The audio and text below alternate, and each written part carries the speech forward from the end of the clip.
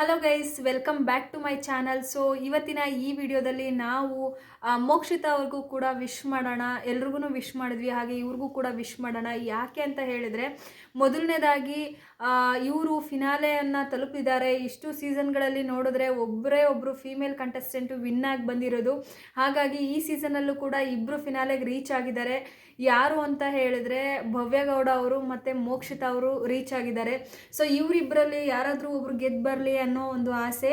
ಅದ್ರ ಜೊತೆಗೆ ಈ ವಿಡಿಯೋದಲ್ಲಿ ನಾವು ಮೋಕ್ಷಿತಾ ಅವರಿಗೆ ಒಂದು ವಿಶನ್ನು ಮಾಡೋಣ. ಚೆನ್ನಾಗಿ ಒಳ್ಳೇದಾಗಲಿ, ಗೆದ್ದು ಬರಲಿ ಅಂತ ವಿಶ್ ಮಾಡೋಣ. ಸೊ ಮೊದಲನೇದಾಗಿ ಯಾಕೆ ಇವ್ರು ಗೆಲ್ಲಬೇಕು, ಏನಕ್ಕೆ ಗೆಲ್ಲಬೇಕು ಅಂತ ಹೇಳಿದ್ರೆ, ಸೊ ಬಿಗ್ ಬಾಸ್ ಅವರೇ ಲಾಸ್ಟ್ ಒಂದು ಚಿಕ್ಕ ಅವರು ಟಿ ಅಥವಾ ಜರ್ನಿಯ ತುಣುಕನ್ನು ತೋರಿಸಿದಾಗ ಅವರು ಎಲ್ಲೋ ಒಂದು ಕಡೆ ಒಂದು ಮಾತು ಹೇಳ್ತಾರೆ. ಸೊ ಸರಳತೆಯಿಂದಲೇ ಬಿಗ್ ಬಾಸ್ ಮನೆಯಲ್ಲಿ ಅತಿ ಸರಳತೆಯಿಂದ ಜೀವಿಸಿ ಜನರ ಮನಸ್ಸನ್ನು ಗೆದ್ದಿರೋ ವ್ಯಕ್ತಿತ್ವ ಅಂತ ಹೇಳಿದರೆ ಅದು ಮೋಕ್ಷಿತಾ ಅವ್ರದ್ದು ಅಂತ ಅವರು ಹೊಗಳ್ತಾರೆ. ಹೌದು, ಇಲ್ಲಿ ಒಂದು ಸಿಂಪ್ಲಿಸಿಟಿ, ಸರಳತೆ ವ್ಯಕ್ತಿತ್ವ, ಸಿಂಪಲ್ಲಾಗಿ ಏನೂ ಆಡಂಬರ ಇಲ್ಲದೆ ಸಿಂಪಲ್ಲಾಗಿ ಒಂದು ಜರ್ನಿನ ಆಲ್ಮೋಸ್ಟ್ ಕಂಪ್ಲೀಟ್ ಮಾಡಿರುವಂತಹ ವ್ಯಕ್ತಿ ಅಂತ ಹೇಳಿದರೆ ಅದು ಮೋಕ್ಷಿತಾ ಅವರು. ಸೊ ತುಂಬಾ ಚೆನ್ನಾಗಿ ಆಡಿದ್ರು. ಎಲ್ಲೋ ಒಂದು ಕಡೆ ಫಿಸಿಕಲ್ ಗೇಮ್ಸ್ ಅಂತ ಬಂದಾಗ, ತುಂಬ ಸ್ಟ್ರೆಂತ್ ಗೇಮ್ಸ್ ಅಂತ ಬಂದಾಗ ಅವ್ರಿಗೆ ಎಷ್ಟಾಗುತ್ತೋ ಅಷ್ಟು 100% ಕೊಟ್ಟಿದ್ದಾರೆ. ಬಟ್ ಆಡಲೇಬೇಕು, ನಾನು ಗೆಲ್ತೀನಿ ಅನ್ನೋ ಮಟ್ಟಕ್ಕೇನು ಆಡಿಲ್ಲ. ಹಾಗಂತ ಅವರು ಫಿನಾಲೆ ಕಂಟೆಸ್ಟೆಂಟ್ಗೆ ಅರ್ಹರಲ್ಲ ಅಂತ ಅಲ್ಲ. ಯಾಕಂದರೆ ಬಿಗ್ ಬಾಸ್ ಅನ್ನೋದು ಒಂದು ವ್ಯಕ್ತಿತ್ವದ ಆಟ. ಸೊ ಇಲ್ಲಿ ಕಿಚ್ಚ ಸರ್ ಅವರೇ ಎಷ್ಟೊಂದು ಸರಿ ಹೇಳಿದ್ದಾರೆ, ಬಿಗ್ ಬಾಸ್ ಅನ್ನೋದು ಒಂದು ವ್ಯಕ್ತಿತ್ವದ ಆಟ. ಅರ್ಥ ಆಯ್ತಾ ಅಂತ ಅವ್ರ ಭಾಷೆಯಲ್ಲೇ ಅವ್ರಿಗೆ ಒಂದ್ಸರಿ ಫಿನಾಲೆಯಲ್ಲಿ ಹೇಳಿದ್ದಾರೆ, ಒಂದ್ಸರಿ ವೀಕೆಂಡ್ ಎಪಿಸೋಡಲ್ಲಿ ಹೇಳಿದ್ದಾರೆ.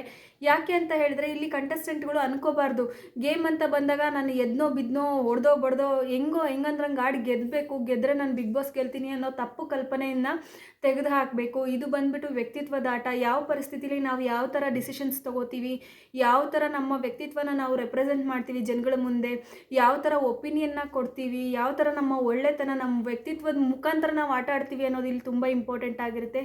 ಸೊ ಆ ವಿಷಯವನ್ನು ಇಲ್ಲಿ ಗಮನಿಸೋದಾದರೆ, ಮೋಕ್ಷಿತಾ ಅವರು ಗೇಮ್ ಅಂತ ಬಂದಾಗ ಎಲ್ಲ ಗೇಮಲ್ಲೂ ಗೆದ್ದಿದ್ದಾರೆ ಅಂತ ನಾನು ಹೇಳಲ್ಲ. ಯಾಕಂದರೆ ಟಿಕೆಟ್ ಟು ಫಿನಾಲೆ ಆದಮೇಲೆ ಏನೋ ಒಂದು ವಾರ ಇತ್ತಲ್ವ. ಸೊ ಎಲ್ಲರೂ ಇವರು ಅರ್ಹರಿಲ್ಲ, ಇವರಿಗೆ ಗೆಲ್ಲೋಕ್ಕಾಗಲ್ಲ, ಗೆಲ್ಲೋ ಅಂತಹ ಒಂದು ಕ್ಯಾಂಡಿಡೇಟ್ ಅಲ್ಲ ಅಂತ ಹೇಳಿಬಿಟ್ಟು ಇವ್ರನ್ನ ಎಲ್ಲ ಗೇಮ್ಗೂ ಆಯ್ಕೆ ಮಾಡ್ಕೊತಾರೆ.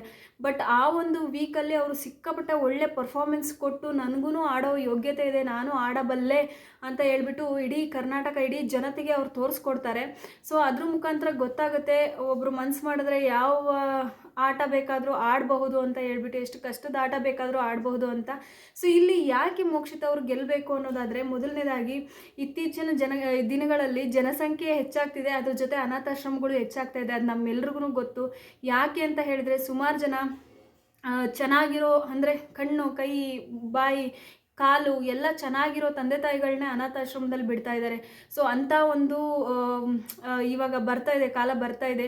ಸೊ ಇಂಥ ಒಂದು ಕಾಲದಲ್ಲಿ ಅಪ್ಪ ಅಮ್ಮ ವಯಸ್ಸಾಗಿದೆ, ತಮ್ಮ ನೋಡಿದ್ರೆ ದೇವರ ಪುತ್ರ ಅಂದರೆ ಅಂಗವೈಕಲ್ಯದಿಂದ ಇದ್ದಾರೆ, ಪಾಪ ನೋಡ್ಕೊಳ್ಳೋಕೆ ಯಾರೂ ಇಲ್ಲ. ತಮ್ಮನನ್ನು ಆ ಥರ ಒಂದು ಪರಿಸ್ಥಿತಿಲಿರೋ ತಮ್ಮನನ್ನು ಸ್ವಂತ ಮಗನ ರೀತಿ, ತನ್ನದೇ ಸ್ವಂತ ಮಗನ ರೀತಿ ನೋಡ್ಕೊಳ್ತಾ ಇದ್ದಾರೆ. ಅವ್ರು ಹೇಳಿದ್ದಾರೆ ಕೂಡ, ಕಿಚ್ಚ ಸುದೀಪ್ ಅವ್ರಿಗೆ ಗ್ರ್ಯಾಂಡ್ ಎಂಟ್ರಿಯಲ್ಲಿ ಕೂಡ ಅದನ್ನೇ ಹೇಳಿದರು. ಹಾಗೆ ಎಷ್ಟೊಂದು ಎಪಿಸೋಡಲ್ಲಿ ಕೂಡ ಹೇಳಿದ್ದಾರೆ, ಅವನು ಬರೀ ತಮ್ಮ ಮಾತ್ರ ಅಲ್ಲ, ನನ್ನ ಸ್ವಂತ ಮಗನ ಥರ. ನನ್ನ ಮದುವೆ ಆಗದಿರೋದಕ್ಕೆ ಇದು ಕೂಡ ಒಂದು ರೀಸನು. ಯಾಕೆ ಅಂತ ಹೇಳಿದ್ರೆ, ತಂದೆ ತಾಯಿಗೆ ವಯಸ್ಸಾಗ್ತಾ ಇದೆ, ಇರೋ ಒಬ್ಬಳು ಹೆಣ್ಮಗಳು, ನಾನೇ ನಮ್ಮ ಒಂದು ಫ್ಯಾಮಿಲಿಗೆ ಬ್ರೆಡ್ ಆ್ಯಂಡ್ ಬಟರ್ ಅಂದರೆ ಊಟ ಅಥವಾ ಏನು ಹೇಳ್ತೀವಲ್ಲ ನಾವು, ಅರ್ನ್ ಮಾಡ್ತಾ ಇರೋದು, ದುಡಿತಾ ಇರೋದು ನಮ್ಮ ಫ್ಯಾಮಿಲಿಲಿ ನಾನೇ.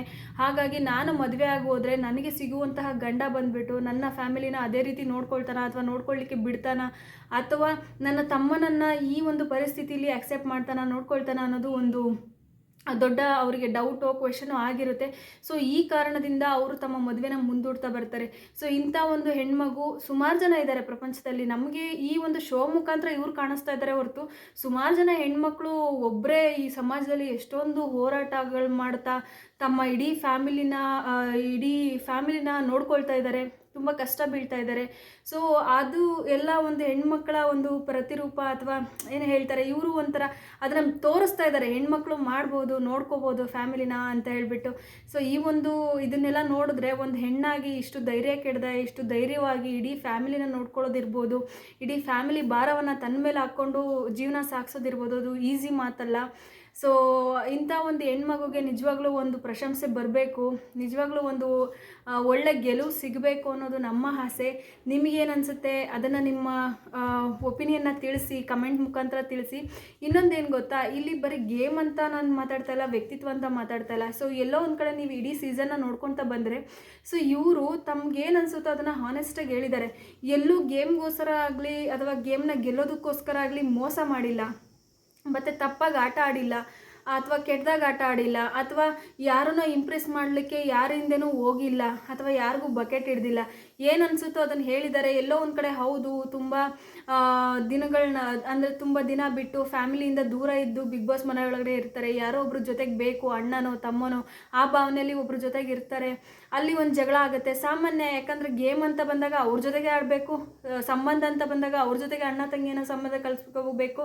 ಆಮೇಲೆ ಏನೇ ಪ್ರತಿಯೊಂದು ಅಲ್ಲಿ ಒಳಗಡೆ ಟಾಸ್ಕ್ ಅಂತ ಬಂದಾಗ ಅವ್ರ ಜೊತೆಗೆ ಆಡಬೇಕು. ಹಾಗಾಗಿ ಯಾರನ್ನ ಜಾಸ್ತಿ ಹಚ್ಕೊಳ್ತಾರೋ ಅವ್ರ ಜೊತೆಗೆ ಆಟ ಆಡಬೇಕಾಗಿರೋದ್ರಿಂದ, ಅವ್ರ ಬಗ್ಗೆನೇ ಒಪಿನಿಯನ್ ಕೊಡಬೇಕಾಗಿರೋದ್ರಿಂದ ಮನಸ್ತಾಪಗಳು ಖಂಡಿತವಾಗೂ ಬರುತ್ತೆ. ಅದಕ್ಕೋಸ್ಕರನೇ ಕಿಚ್ಚ ಸುದೀಪ್ ಅವರು ಸಾರಿ ಹೇಳ್ತಾ ಇದ್ರು, ಇಲ್ಲಿ ಸಂಬಂಧಗಳ ಅವಶ್ಯಕತೆ ಇಲ್ಲ, ಸಂಬಂಧ ಅಷ್ಟಾಗಿ ಮಾಡ್ಕೋಬೇಡಿ. ಯಾಕಂದರೆ ನಾಳೆ ಅದೇ ಸಂಬಂಧಕ್ಕೆ ನೀವು ಹರ್ಟ್ ಮಾಡೋ ಪರಿಸ್ಥಿತಿ ಬಂದರೆ ನಿಮ್ಮ ಕೈಯಲ್ಲಿ ತಡ್ಕೊಳಕ್ಕಾಗಲ್ಲ. ಯಾಕಂದರೆ ನೀವು ಇವತ್ತೇನು ಅಣ್ಣನೋ ತಮ್ಮನೋ ಫ್ರೆಂಡೋ ಮತ್ತೊಂದು ಹೇಳ್ತೀರಲ್ವ, ಅವ್ರ ಜೊತೆಗೆ ನೀವು ಹೊಡೆದಾಡಬೇಕಾಗಿರುತ್ತೆ, ಅವ್ರ ಜೊತೆಗೆ ನೀವು ಫಿನಾಲೆ ತಲುಪೋದಕ್ಕೆ ಹೊಡೆದಾಡಬೇಕಾಗಿರುತ್ತೆ, ಅವ್ರನ್ನೇ ಆಚೆ ಕಳಿಸ್ಬೇಕಾಗಿರುತ್ತೆ.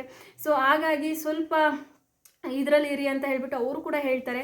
ಸೊ ಬಟ್ ಏನೇ ಇರಲಿ, ಒಂದು ಹೆಣ್ಣಾಗಿ ಇಷ್ಟು ಕಷ್ಟ ಅನುಭವಿಸಿ ತನ್ನ ಫ್ಯಾಮಿಲಿಗೋಸ್ಕರ ಇಷ್ಟೊಂದು ಸಾಧನೆ ಮಾಡೋದಿದೆಯಲ್ಲ, ಒಂದು ಹುಡುಗಿಯಾಗಿ ನಾನು ಅಪ್ರಿಷಿಯೇಟ್ ಮಾಡ್ತೀನಿ, ನಾನು ಅದನ್ನು ಪ್ರೋತ್ಸಾಹಿಸ್ತೀನಿ. ಅವರು ಚೆನ್ನಾಗಿ ಆಡಿದ್ದಾರೆ ಕೂಡ, ಒಳ್ಳೆ ವ್ಯಕ್ತಿತ್ವದಿಂದಿದ್ದಾರೆ, ಒಳ್ಳೆ ನಡತೆ, ಗುಣ, ವ್ಯಕ್ತಿತ್ವ, ಸರಳತೆ ಪ್ರತಿಯೊಂದರಲ್ಲೂ ತಮ್ಮದೇ ಆದ ಒಂದು ಛಾಪನ್ನು ಮೂಡಿಸಿದ್ದಾರೆ ಈ ಒಂದು ಬಿಗ್ ಬಾಸ್ ಶೋ ಅಲ್ಲಿ. ಸೊ ನಿಮಗೇನು ಅನಿಸುತ್ತೆ, ನಿಮ್ಮ ಫೇವ್ರೆಟ್ ಕಂಟೆಸ್ಟೆಂಟ್ ಯಾರು ಅನ್ನೋದನ್ನು ಕಮೆಂಟ್ ಮಾಡಿ ತಿಳಿಸಿ. ಮತ್ತು ಈ ವಿಡಿಯೋ ಇಷ್ಟ ಆಗಿದರೆ ಲೈಕ್ ಮಾಡಿ, ಶೇರ್ ಮಾಡಿ, ಸಬ್ಸ್ಕ್ರೈಬ್ ಮಾಡಿ. ನಾನು ನಿಮಗೆ ಸಿಗ್ತೀನಿ ಮತ್ತೊಂದು ವಿಡಿಯೋದಲ್ಲಿ. ಸೊ ನಾನೇನಾದರೂ ತಪ್ಪಾಗಿ ಮಾತಾಡಿದರೆ ದಯವಿಟ್ಟು ಅದನ್ನು ಕಮೆಂಟಲ್ಲಿ ತಿಳಿಸಿ, ಸೊ ದಟ್ ನಾನು ಅದನ್ನು ಅರ್ಥ ಮಾಡಿಕೊಂಡು ನೆಕ್ಸ್ಟ್ ವಿಡಿಯೋಯಿಂದ ಸರಿಪಡಿಸ್ಕೊಳ್ತೀನಿ, ಆಯಿತಾ? ಸೊ ಈ ವಿಡಿಯೋ ನೋಡ್ತಿರೋ ಎಲ್ರಿಗೂ ಧನ್ಯವಾದಗಳು. Thank you so much.